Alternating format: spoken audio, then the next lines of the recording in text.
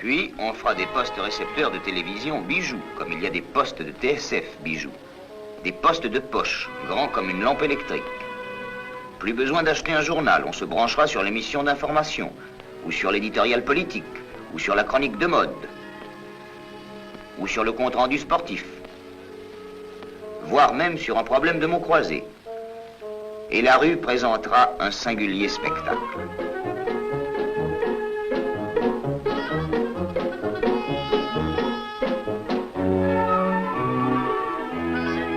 Naturellement, dans le métro, on lira le poste du voisin par-dessus son épaule. Et il y aura des faits divers tellement passionnants que...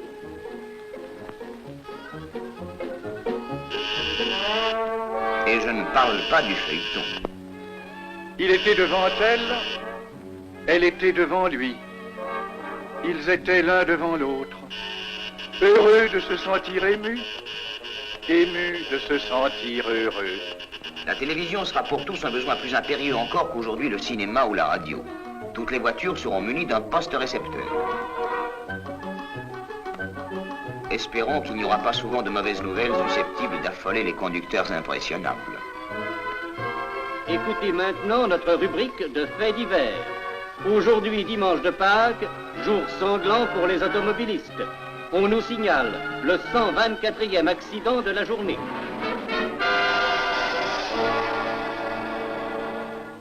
Allô, allô, rectification. C'est 125 accidents d'automobile et non 124 qui ont eu lieu depuis ce matin. Et la petite provinciale romantique n'aura pas besoin de venir à Paris pour y rencontrer son idole.